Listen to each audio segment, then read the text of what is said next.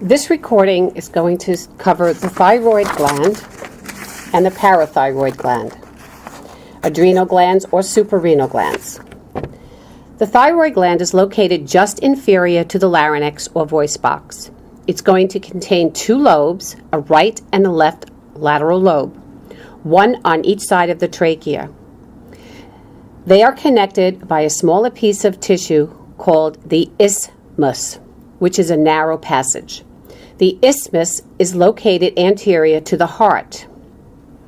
The thyroid gland requires iodine to function properly. That is why the United States iodized salts. By using salt, it ensures that we get adequate amounts of iodine in our diets.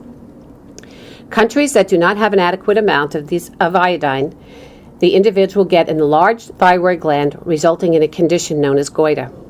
The thyroid gland secretes the following hormones. Thyroxine.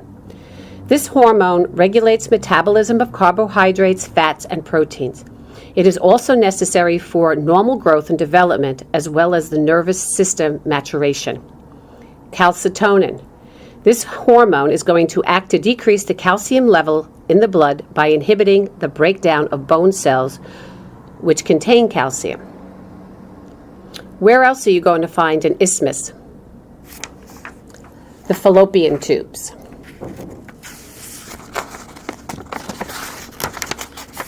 Parathyroid glands are four tiny glands that are embedded in the posterior surface of the thyroid gland.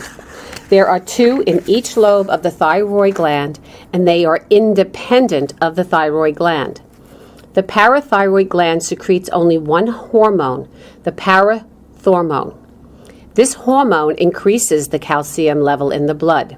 If the calcium level decreases to a certain point, the parathyroid is released into the bloodstream and stimulates bone cells to break down and release additional calcium.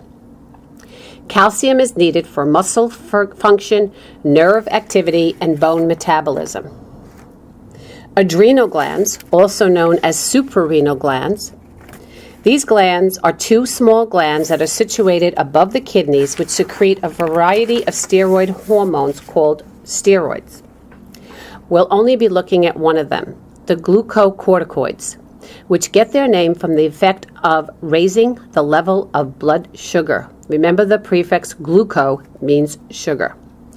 The most abundant glucocorticoid is cortisol, also known as hydrocortisone.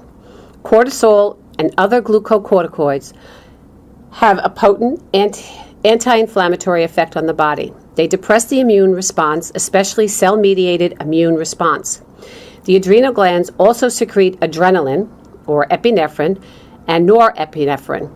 These hormones are released in response to signals from the nervous system.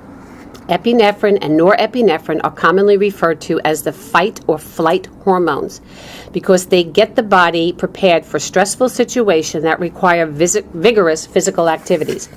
They help put the body into a supercharged state by increasing the heart rate and blood pressure. Let's do a few review questions from Anatomy 1. What blood vessel supplies the adrenal glands? The right and left adrenal arteries or suprarenal arteries. Are adrenal arteries visceral or parietal branches of the abdominal aorta? They are visceral branches.